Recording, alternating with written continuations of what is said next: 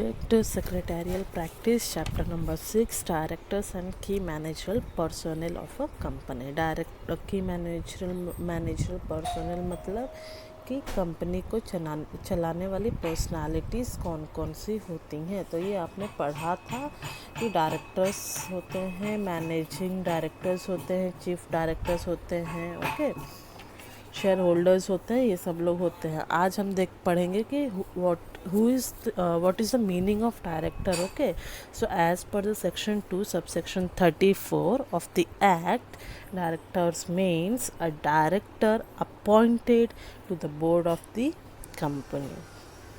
In simple language, director is a person appointed to manage, direct and supervise the affairs of the company. Okay, so director according to section 2 subsection 34 of the act क्या होता है कि director एक ऐसा person है जिसको appoint किया जाता है बोर्ड से रिलेटेड काम को देखने के लिए, ओके। और इन सिंपल वर्ड डायरेक्टर्स मतलब क्या होता है, एक ऐसा इंसान जिसको अपॉइंट हम लोग करते हैं कंपनी को मैनेज करने के लिए, डायरेक्ट करने के लिए और सुपरवाइज करने के लिए, ओके। अब देख लेते हैं कि जो डायरेक्टर है उसका अपॉइंटमेंट करने के लिए क्या क्या रूल्स हमको फॉलो करने पड़ते हैं। तो फर्स्ट रूल क्या होगा कि जो डायरेक्टर है वो क्या होना चाहिए, एक इंडिविजुअल होना चाहिए, okay. So only an individual can be appointed as a director. It seems a body, corporate associations or firms cannot be director of the company. एक अकेला इंसान ही डायरेक्टर बन सकता है, अपॉइंट हो सकता है। ऐसा नहीं आप बोल सकते हो कि मेरी ये कंपनी, मेरी कंपनी को आप डायरेक्टर बना दो, ओके, तो वो डायरेक्टर नहीं बन पाएगा। अब दूसरा कंडीशन क्या है कि मिनिमम नंबर ऑफ डायरेक्टर्स कितने होने चाहिए। तो डिपेंड करता है ये आपके टाइप्स ऑफ कंपनी पे। अगर आपकी पब्लिक कंपनी है तो 3 डायरेक्टर आप लोग अपॉइंट कर सकते हो, लेकिन अगर वो आपकी प्राइवेट कंपनी है तो आपको सिर्फ 2 डायरेक्टर ही अपॉइंट कर सकते हो। और अगर एक अकेला इंसान का कंपनी तो वहाँ पे सिर्फ एक ही डायरेक्टर होगा। So minimum numbers of directors किस पे डिपेंड करता है, आपकी कंपनी में। पब्लिक कंपनी तो 3, प्राइवेट है तो 2 और 1% कंपनी है तो 1। अब थर्ड कंडीशन पढ़ लेते हैं। तो थर्ड कंडीशन क्या बोला है कि मैक्सिमम नंबर ऑफ डायरेक्टर्स अगर आप अपॉइंट करना चाहते हो तो आप अपॉइंट कर सकते हो up to 15 directors, okay. 15 directors आप लोग अपॉइंट कर सकते हो, लेकिन उसके लिए आपको क्या करना पड़ेगा, एक स्पेशल रिजोल्यूशन पास करवाना पड़ेगा आपको, ओके। फोर्थ जो कंडीशन है वो ये है कि आप किसी भी कंपनी में, ओके, अगर आप डायरेक्टर अपॉइंट कर रहे हो तो एटलीस्ट एक डायरेक्टर जो है वो कौन होनी चाहिए, औरत होनी चाहिए। मतलब कि at least 1 director should be women.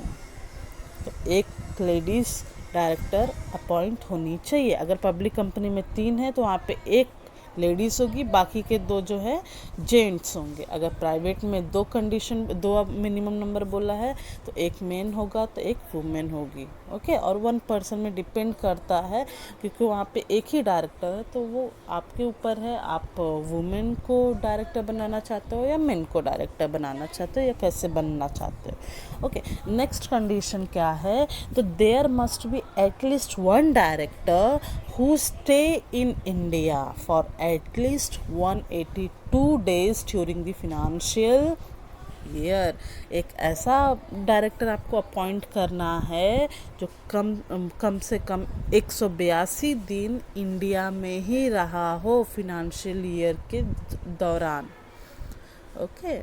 तो आप ये आपका 5th कंडीशन था। अभी 6th कंडीशन देख लेते हैं। तो 6th कंडीशन में क्या बोला है कि every listed public company should have 1/3 of its board as independent director.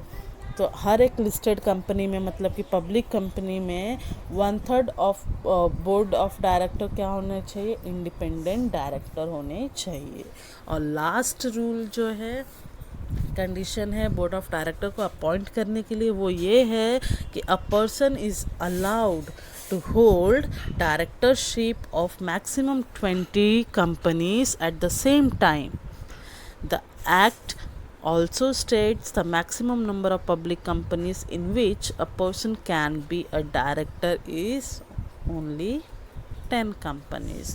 सो ये लास्ट वाला कंडीशन आपका क्या बोलता है कि एक डायरेक्टर, अगर आप किसी एक इंसान को अपॉइंट कर रहे हो तो वो डायरेक्टर क्या होना चाहिए, एक साथ में वो 20 कंपनी का डायरेक्टर बन सकता है, लेकिन कम से कम अगर वो पब्लिक कंपनी का डायरेक्टर है तो वो एक बारी में 10 कंपनी का ही डायरेक्टर बन सकता है। ओके, ये आपका टॉपिक था। अब आपका सेकंड टॉपिक है कि who can be the director of a company. अब डायरेक्टर कौन बन सकता है, तो ये तो पहले हमने कंडीशन पढ़ लिया कि अपॉइंट करने के क्या कंडीशंस थे।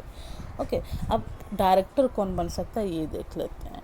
तो फर्स्ट क्या है कि इंडिविजुअल होना चाहिए, only an individual can apply for the directorship. और सेकंड कंडीशन क्या है कि person should have been allotted a director identification number, मतलब कि उसके पास डायरेक्टर आइडेंटिफिकेशन नंबर रहेगा तो ही वो ये कंडीशन में से कुछ एक कंडीशन उसको क्या करना पड़ेगा, फुलफ़िल करना पड़ेगा, या ज़रूरत पड़ने पे उसको दोनों कंडीशन फुलफ़िल करना पड़ेगा।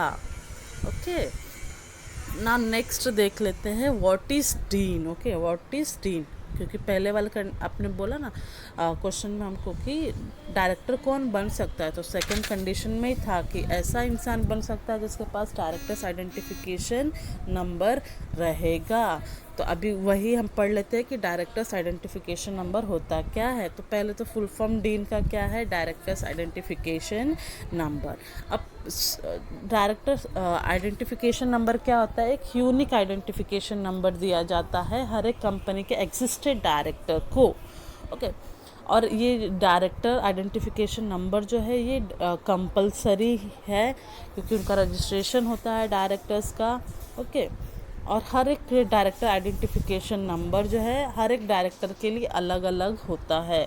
और डायरेक्टर्स आइडेंटिफिकेशन नंबर जो है, जब आप रिज़ाइन करते हो तो आपका डायरेक्टर्स आइडेंटिफिकेशन नंबर क्या हो जाता है, कैंसिल भी हो जाता है।